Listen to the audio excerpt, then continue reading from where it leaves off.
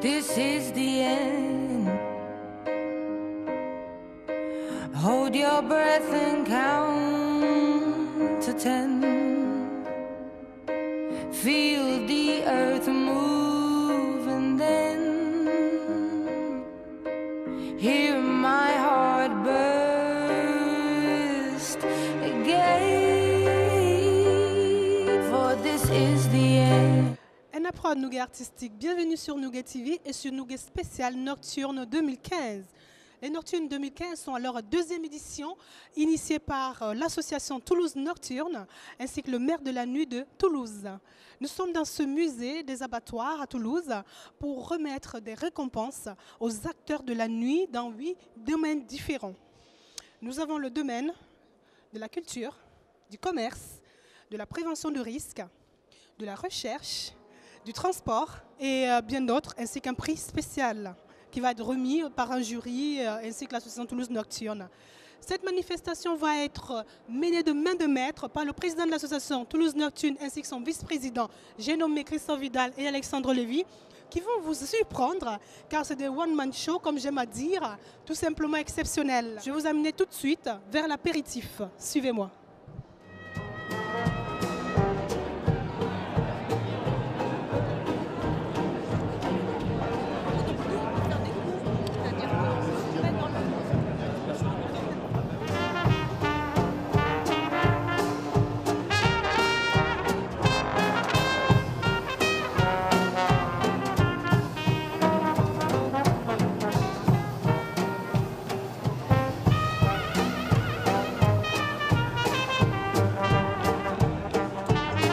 Dans un instant, on va commencer les festivités ici derrière moi, sur ce pupitre. Les personnes sont en train de s'installer tout simplement. Vous avez les 25 nominés parce qu'il y en a 25 et il n'y aura que 8 lauréats avec un prix spécial comme je vous ai dit tout à l'heure.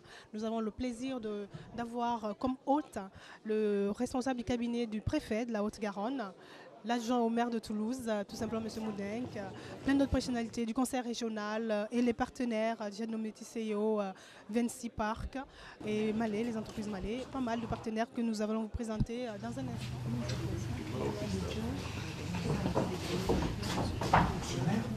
Monsieur le maire, Monsieur le maire, on va être en retard pour la remise des nocturnes, mais réveillez-vous. Monsieur le maire. De la nuit. Mais oui, de la nuit, mais qu'est-ce que c'est que ça? On m'a dit hier soir que vous avez passé une charmante soirée, mais qu'est-ce que c'est que ça? Si tu savais, la tête dure et la fesse molle. Tout le contraire de ce que j'aime, Alexandre. Mais monsieur le maire, je vais vous habiller, levez. Non, mais j'irai pas. Ah ben si, mais... Non, j'irai pas à cette cérémonie. Mais c'est mouillé. Ah bah oui, hier soir j'ai dansé. Donnez-moi votre pied. Donnez-moi votre pied. Vas-y. Oh, c'est pas possible. Bon, laisse-moi faire. Allez. Flatte-moi, putain. Flatte-moi. Mais, monsieur le maire de la nuit est grand. Monsieur le maire de la nuit est beau. Monsieur le maire de la nuit est indispensable. Tu ne crois pas un traître mot de ce que tu viens de me dire, Alexandre? Vous m'avez demandé de flatter, je flatte. Et oui. J'ai soif, donne-moi un peu de la cuvée spéciale. On a arrêté la production, ça rendait le client aveugle. Bon, bah alors écoute, donne-moi une clope. Ah, c'est ça, dans l'état où vous êtes. Pas de clope, mon ami. Oui. Et comment on y va à cette cérémonie? On y va en taxi. En taxi? Mais tu sais bien qu'il n'y a pas de taxi à Toulouse la nuit. Bah ça m'étonnerait, ce soir il va y en avoir des taxis. Écoute. Ouais. Tu crois que je prends des préservatifs? Tu sais très bien que tu es allergique au latex. Quoi? Un petit pétard. Oh non. On me demandait de vouloir conduire à 5 h du matin, pas question mon ami. Encore une fois tu as raison, il vaut mieux repartir la tête basse que les pieds devant. En fait, monsieur le maire de la nuit, oui. Qui c'est qu'il va y avoir ce soir? Oh, comme d'habitude, quelques politiciens, d'aimables clous. Ah non. Quelques duchesses. Ah non, pas ça. Et pas mal de monde. Non. Enfin bref, la qualité française quoi. Oui, la qualité française. J'espère que ça va pas craindre, Alexandre, parce que la dernière fois, il y a un mec qui m'a foutu un bourre-pif alors que j'avais rien dit. Ben t'avais qu'à porter plainte, il y a toujours un taulier dans un établissement. Bon bah si c'est pour finir dans un panier à salade, je t'en remercie. Hein. Ah ça c'est sûr que les salades ça te connaît, c'est le meilleur endroit où tu puisses être. Escroc. Quoi? Attends, je sens que ça vient là. Ah bon? me sens prêt. Ah ben c'est pas trop tôt, il se réveille enfin le petit asticot. Et puis écoute-moi mon gars, t'as intérêt à assurer ce soir. Oh, bah, attends, c'est la cérémonie nocturne, on récompense les travailleurs de la nuit, les acteurs de la nuit. Moi je suis prêt, toi est-ce que t'es prêt, Je Alexandre? suis prêt. Eh ben alors on y va. On y va? On y va. Bonsoir mesdames. Bonsoir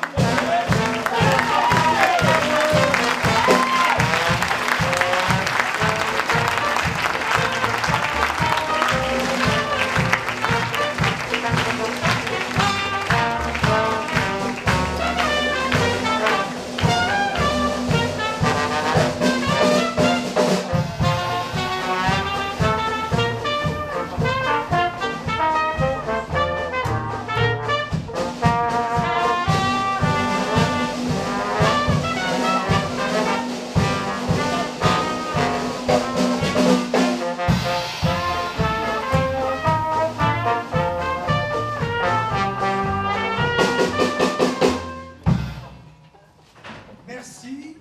Et Merci. bonsoir.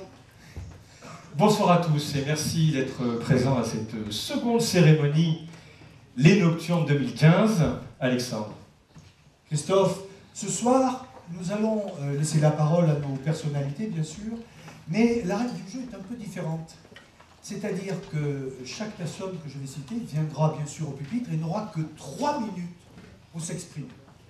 Passé ces 3 minutes, Jean-Luc et le New Orleans Fiesta commencera un décompte tellement sonore que la personne sera obligée de s'arrêter. Est-ce que vous acceptez la règle du jeu? Oui. 3 minutes. On appelle qui en premier, Christophe? Eh bien, nous appelons et nous saluons la présence de Thierry Charlois. Thierry Charlois, chef de projet sur la politique de la nuit à la mairie de Paris, qui nous fait l'honneur de descendre à Toulouse. Nous pouvons l'applaudir. C'est parce que nous avons eu le plaisir de le rencontrer il y a 3 semaines de cela, un mois de cela, lors d'une visite à Paris, et que nous avons parlé notamment de tout ce qui concerne la prévention, réduction des risques, aussi bien dans la ville de Paris qu'à Toulouse. Thierry, je vous laisse la parole. 3 minutes, top chrono.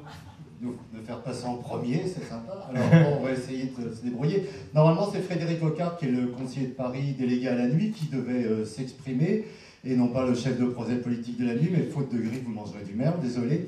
Alors, bon, pour dire les choses un peu rapidement, à Paris, on a quand même une nouvelle dynamique sur la nuit. On a eu, c'est vrai, il y a 4 ans, les États généraux de la nuit, qui ont été un moment d'un grand diagnostic partagé avec un millier d'acteurs qui venaient de tous les horizons, hein, la société civile, des différentes institutions. Mais là, on est parti sur une autre base. On a un conseil de la nuit qui réunit à nouveau ces acteurs, mais sur une base pérenne. Le conseil va se réunir tous les 6 mois. On a 7 groupes de travail thématiques, pareil, sur une base pérenne, qui vont travailler sur, effectivement, la prévention des conduites à risque, mais aussi sur la tranquillité publique, sur le transport, sur les discriminations, sur le commerce et le travail la nuit, la promotion de la vie nocturne, trouver de nouveaux espaces pour les nuits à Paris. Quand je dis espace, ça peut être des nouveaux sites, mais aussi des nouvelles activités la nuit. Par exemple, on expérimente l'ouverture des équipements municipaux jusqu'à 2 h du matin, comme les équipements sportifs ou des centres d'animation. Et donc, tout ce monde-là est porté par des élus, parce que le premier adjoint, Bruno Julliard, a la délégation de la nuit, mais aussi donc un conseiller municipal spécialement dédié à cette politique. Dans chaque arrondissement, il y a aussi un élu qui est référent nuit, donc ça fait beaucoup de monde sur la nuit, plus des référents nuit dans chaque direction. Donc ça fait beaucoup de monde à coordonner. De plus, les groupes de travail ont été ont eu un grand succès au niveau des inscriptions, ce qui fait que là, j'ai des groupes de travail à coordonner qui souffrent de surcharge pondérale. Faire travailler 70 personnes ensemble, par exemple, c'est un peu compliqué. Mais finalement, il sort beaucoup d'actions très intéressantes qui vont être présentées d'ailleurs après-demain au comité de pilotage. Comme par exemple retarder le métro d'1 heure, parce que là, ce qui est bête, c'est que le métro s'arrête au même moment que les bars, donc les gens ne peuvent pas entrer chez eux en sortie de bar. Ou alors, on va développer de grandes campagnes, évidemment, sur le binge drinking, parce qu'on a ce problème-là, comme toutes les villes d'Europe d'ailleurs. Enfin bon, bref, tout un tas d'actions de ce type. Bon, ce qui va être un peu compliqué en période de ressources financières pas extensibles, mais on repère quand même beaucoup de mutualisation possible, en fait, à travailler tous ensemble. Par exemple, la formation des professionnels des débits de boissons. En fait, les dispositifs les approchent de manière séparée sur les nuisances sonores, les discriminations, la prévention des conduites à risque, Et ils nous disent, mais vous allez finir quand comme ça? Donc on va essayer de tout regrouper et de passer d'ailleurs dans leur système de formation professionnelle normal, ce qui va nous soulager de notre côté. Pareil pour la question des labels et chartes, il y en a des multiples quantités sur des sujets variés. Les exploitants nous disent, mais vous pouvez bien faire un label LIC, et on va se diriger vers ça. Voilà. Donc on va échanger ensemble encore pendant plusieurs fois. Bravo, bravo, bravo. Merci. Nous appelons maintenant Monsieur Louis Besnier, président de la Chambre de métiers et d'artisanat de la Haute-Garonne. Monsieur Besnier.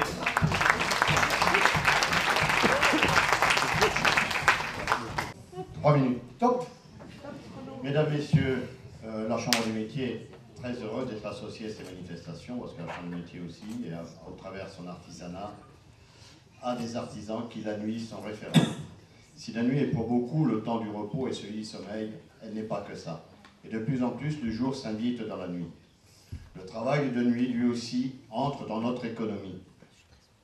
L'évolution des pratiques, des mentalités au regard de la nuit est aujourd'hui indéniable. Aujourd'hui, le consommateur veut pouvoir trouver de tout, à toute heure, en tout lieu, et l'intérêt de cette manifestation réside dans la reconnaissance des activités et exerçant la nuit.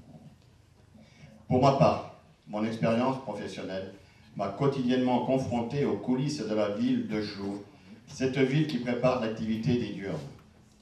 Par ailleurs, un certain nombre de mes confrères participent pleinement à cette nuit active.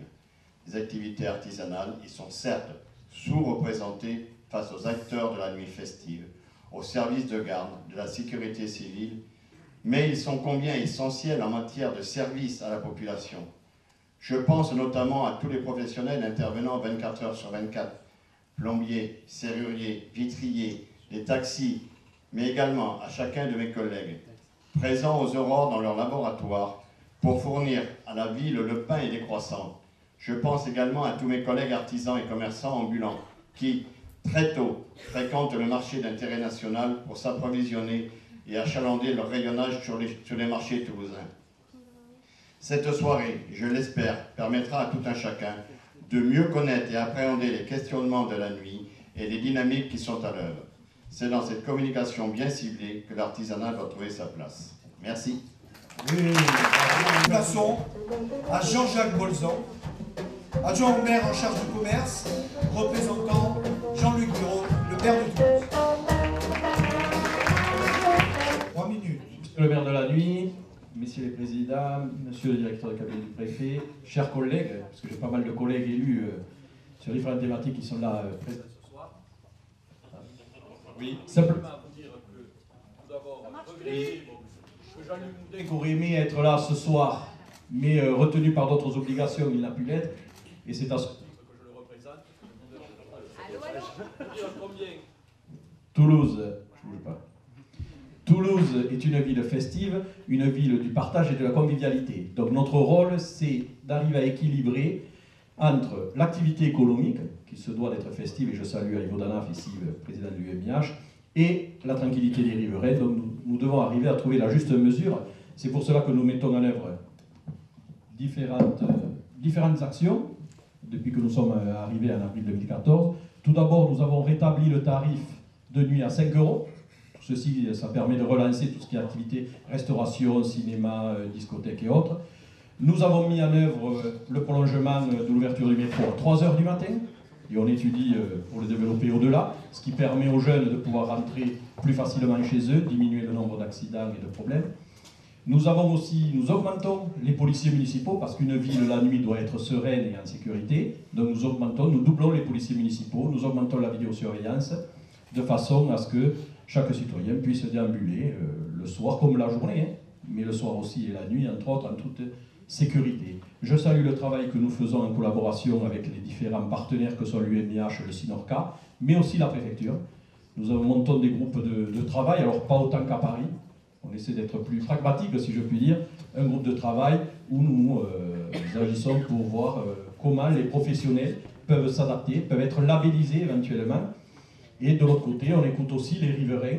Alors on regarde, bien sûr, qui dit quoi, parce que si on se fie des fois à la première parole venue, on fermerait beaucoup de bars. L'idée de la ville n'est pas là. L'idée, c'est de trouver que là, le bon équilibre entre une activité économique festive qui est ancestrale à Toulouse, c'est pas de maintenant, et l'activité de tranquillité au niveau des riverains. Nous avons aussi Fêtons plus, risquons moins, qui est là, qui est en place depuis plusieurs années.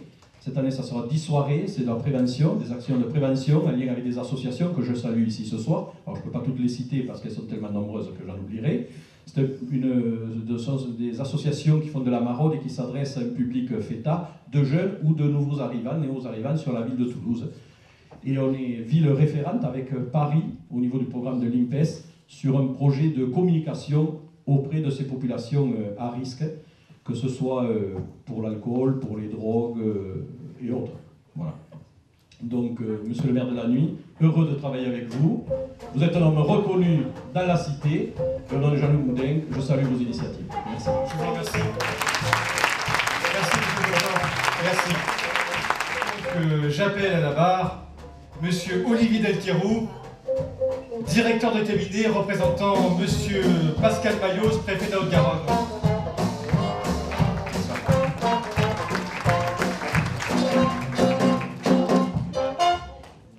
Bien, écoutez, bonjour à tous et à toutes. 3 minutes, ça va nous obliger à être concis. Le rôle de l'État dans une démarche comme celle qui a été engagée, ça part d'abord d'un préalable, ensuite d'un constat, et puis ensuite d'un plan d'action partagé. Le préalable, c'est qu'il s'agit évidemment pour nous de valoriser l'image festive de Toulouse et en même temps d'éviter tous les excès liés à une consommation excessive d'alcool. Ces excès, ils existent en Haute-Garonne comme ils existent dans d'autres départements du Sud, mais ils sont réels. 2 chiffres. Le premier, c'est 35% des jeunes de 17 ans déclarent avoir eu des alcoolisations excessives au moins 4 à 5 fois dans l'année. Ce chiffre en lui-même ne dit pas grand-chose, si ce n'est que c'est 7 points de plus que la moyenne nationale. Un deuxième chiffre, plus de 14% des jeunes de 17 ans de ce département déclarent avoir fait des consommations d'alcool plus de 10 fois par mois. Là aussi, le chiffre en lui-même ne dit pas grand-chose, c'est simplement 4 points de plus que la moyenne nationale. Donc une alcoolisation excessive est un vrai enjeu, bien sûr, de santé publique, mais aussi de sécurité. Donc l'objectif étant de mettre en place des actions partenariales avec la mairie, avec les professionnels, avec l'ensemble du réseau associatif qui travaille sur les questions de prévention. Et donc on a déclenché, le préfet Mayos a déclenché un plan d'action à la fin de l'année dernière et que nous déclinerons autant que cela sera nécessaire. Alors quelques exemples, je ne les citerai pas tous, et avant que la musique ne joue. Un premier exemple, c'est d'abord celui du travail auprès des jeunes. Cible privilégiée évidemment. On a engagé un travail avec l'éducation nationale qui est extrêmement important, où on a demandé aux jeunes d'élaborer un message pour eux-mêmes finalement autour de la prévention. Donc c'est un message des jeunes pour les jeunes. On l'a fait avec le niveau collège, le niveau lycée, et on le fait également avec l'ensemble des écoles, grandes écoles et universités pour les lycées, pour les étudiants. Pardon. Donc l'idée est simple, c'est que des étudiants créent un message de prévention pour eux-mêmes. Deuxième exemple, celui du travail justement d'offres alternatives pour les étudiants. Je voyais qu'à Paris, vous aviez beaucoup travaillé sur l'ouverture tardive des établissements culturels, des établissements sportifs. On voudrait, je crois que c'est partagé avec la métropole, par exemple sur l'agglomération toulousaine, faire en sorte qu'on ait une offre sportive plus tard le soir pour les étudiants, leur proposer d'autres alternatives que se rejoindre, ce qui est parfois utile, mais se rejoindre dans des lieux emblématiques de la ville de Toulouse. Donc on s'y engage avec la mairie de Toulouse, avec le président de la métropole qui a la compétence sport, mais aussi avec la commune, l'ensemble des universités.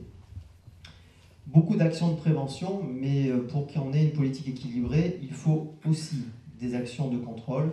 Et donc nous avons lancé un plan de contrôle assez important sur tous les fournisseurs d'alcool. Donc je ne cible pas, on ne stigmatise pas les bars de nuit ou établissements de nuit. On en a beaucoup discuté avec les syndicats professionnels. Ils font partie du plan de contrôle, mais pas uniquement, puisqu'on sait qu'aujourd'hui, les consommations d'alcool passent aussi beaucoup par l'achat avant d'arriver dans les établissements de nuit. Et donc, Nous mettrons en place également des contrôles dans les grandes surfaces, dans les supérettes de nuit, pour faire en sorte que toutes les règles qui existent, un, soient connues, et deux, soient respectées.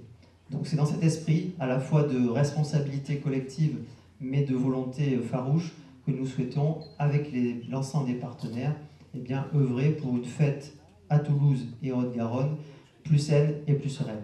Merci à vous tous. Bravo. Merci à vous d'avoir respecté le tempo. Merci. Christophe, tu ne vas pas échapper également à la règle. Tu as 3 minutes exactement pour nous présenter, pas forcément Toulouse Nocturne, beaucoup d'entre vous connaissent, mais nos actions depuis le début de l'année 2015. 3 minutes, top chrono.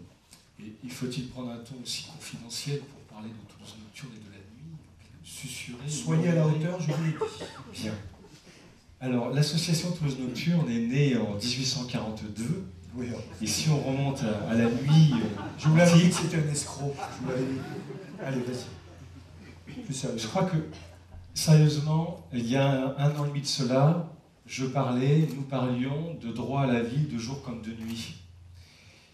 Et je me souviens des premiers échos, notamment dans la presse, de certains sourires. C'est vrai que le propos était porté surtout sur, finalement, les noctambules, les fêtards. Et puis assez rapidement, on a parlé de travail de nuit. Ce soir, on va parler beaucoup de travail de nuit. Et on mesure qu'il y a du chemin qui a été fait assez rapidement. Grâce à vous aussi, grâce à votre écoute, aussi peut-être à nos talents de communication, je ne sais pas, un petit peu peut-être.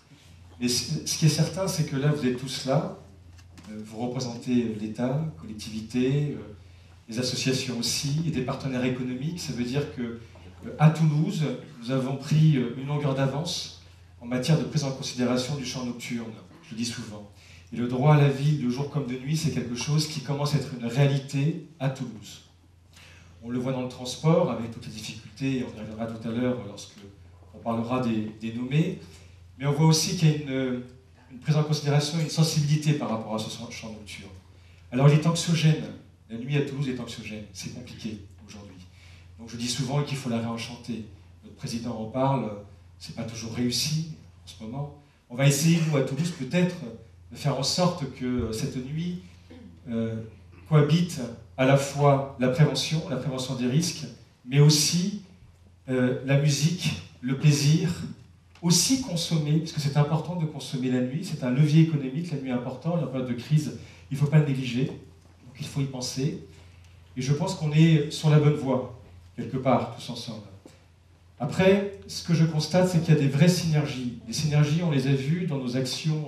Et la première, c'est ce que nous vous remettrons tout à l'heure, c'est le guide de prévention et réduction des risques, qui s'appelle en réalité Toulouse en mode nuit, avec des chapitres sur la prévention des risques. Et on voit que là, nous sommes parvenus à fédérer aussi bien des partenaires dans le monde économique, mais aussi et surtout dans le monde associatif. Des associations dont M. Bolzan a parlé tout à l'heure, aussi bien ACTUB, que je remercie, l'ARPAD, Clément Cisor, la prévention routière, et j'en oublie parce qu'il y en a beaucoup, et vous les découvrirez dans le sommaire du guide Toulouse en mode nuit, mais ça montre bien qu'il y a une volonté commune, et ça c'est important. Donc l'association, en 2014, a travaillé. Elle a réalisé les premiers états généraux de la nuit à Toulouse, elle a également réalisé un livre blanc de la nuit, que vous connaissez, recueil des témoignages de 80 acteurs professionnels de la nuit. 2015, il a fallu en effet se rassembler, trouver des partenaires pour être soutenu, parce qu'un guide comme celui-ci tiré à 100 000 exemplaires, ça coûte plus de 50 000 €, donc il faut en effet des sous, et pas se reposer que sur les collectivités. Donc, merci à nos partenaires du monde économique qui nous ont soutenus à hauteur de plus de 60%, me semble-t-il. Et puis, en 2015, c'est d'autres projets. C'est en fin 2015, les Assises européennes de la nuit. Et là, on voit qu'on pose la question des métropoles en Europe et de comment elles gèrent le champ nocturne, sur tous les aspects que vous connaissez déjà, transport, sécurité, prévention des risques, culture bien entendu, mais aussi l'hébergement social qui est très important, on en parle en ce moment à Toulouse. Donc ça, ce sont des grands enjeux, des grands rendez-vous où nous ferons venir, il me reste quelques instants. C'est trop tard, mais on t'écoute quand même. Nous ferons venir Barcelone, bien sûr, Madrid, Prague, Berlin, Londres, etc.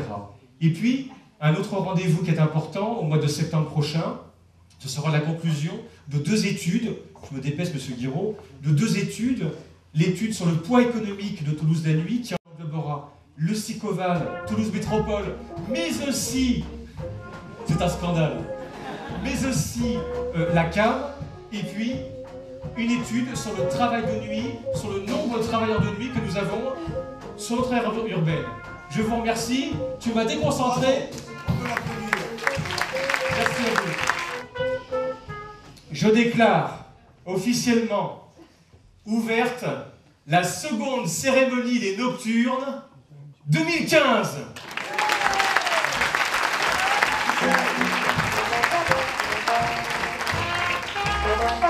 Merci les amis. Première catégorie de cette cérémonie, catégorie transport.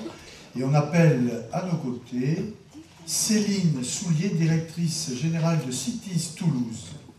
S'il vous plaît. Attendez. Mettez-vous là. Tenez Céline. Voici. Alors, avant de donner la parole, il y a une particularité. C'est que vous le saurez, vous allez le découvrir rapidement, c'est que ce soir, toutes les remettantes sont des remettantes. Nous avons choisi d'avoir des femmes qui remettent des trophées aux travailleurs acteurs de la nuit. Pourquoi? Parce que le travail de nuit est en augmentation importante chez les femmes chaque année. Donc nous les mettons à l'honneur, à l'exception du prix spécial, mais ça c'est une surprise, mais il a aussi un côté très féminin. Voici. Alors Céline, un petit mot. Alors bonsoir, d'abord je suis très honorée ce soir de représenter la coopérative d'autopartage Cities, qui depuis 2009 maintenant donc opère un service de véhicules en libre service, voilà, à disposition de nos 1000 et quelques abonnés. Donc un service 24 heures sur 24 qui est ouvert la nuit, mais attention, la nuit c'est que les SAM qui conduisent, et qui a aussi la spécificité de travailler étroitement avec son assureur, donc sur la prévention des risques. On est cette année spécialement sur la mise en place d'un événement pour la semaine de la mobilité, vraiment consacré à la prévention routière et aussi à la conduite citoyenne, donc, et au respect des véhicules d'autopartage. Merci Céline. Premier nommé de la catégorie transport, Teenage Car. Et la tradition veut que je vous lise un petit texte. La personne ne monte pas, il n'y a que le lauréat qui monte. Soyez bref. Oui, ça c'est un escroc. Teenage Car est un tout nouveau concept mis en place il y a un an par Anne Trollier, qui est professeur en économie-gestion au lycée Sainte-Marie de Nevers et Billières à Toulouse, et mère de 3 enfants. Teenage Car a pour but de ramener les étudiants et lycéens les vendredis et samedis soirs à leur domicile de minuit à 3 h du matin. Actuellement, elle compte environ 50 adhérents. Les coûts varient de 5 à 12 € selon les distances et l'adhésion est de 10 € par an. On peut la saluer. Oui, un bon Trollier, vous aussi, un Trollier. Ne montez pas. Ne montez pas encore. Ne montez pas. On voulait vous voir, on vous a vu. Alors, restez là.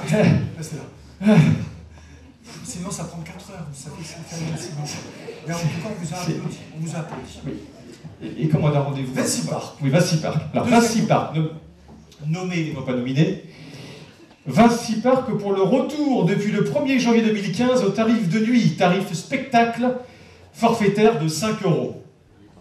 Les usagers entrant entre 19h30 et 22h... Écoutez bien parce que c'est important ça, parce que quand vous êtes dans le parking, il faut lire attentivement. Alors, si vous rentrez entre 19h30 et 22h, et vous sortez avant 3h, là, vous bénéficiez en effet de ce tarif. Très important. Alors, Denis François Durand, le directeur, souligne « De jour comme de nuit, il s'agit toujours d'être le partenaire des commerces et de leurs clients, sans lesquels nous n'avons pas de raison d'être.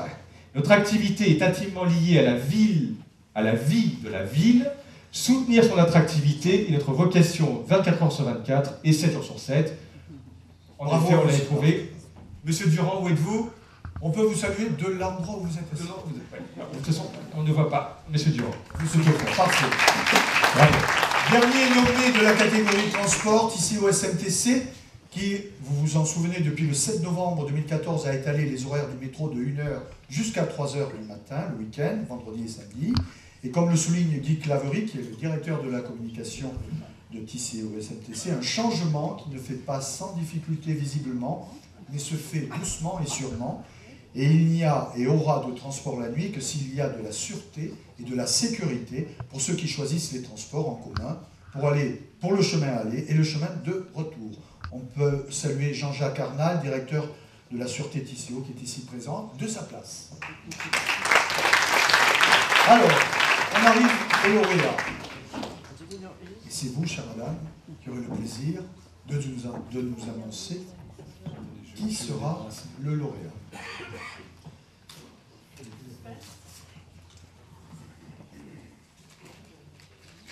Alors j'en profite pendant que... Ces trophées ont été réalisés pour la seconde année par M. Gérard Bogo de l'atelier 4 bis à la Dorade, qui connaît bien une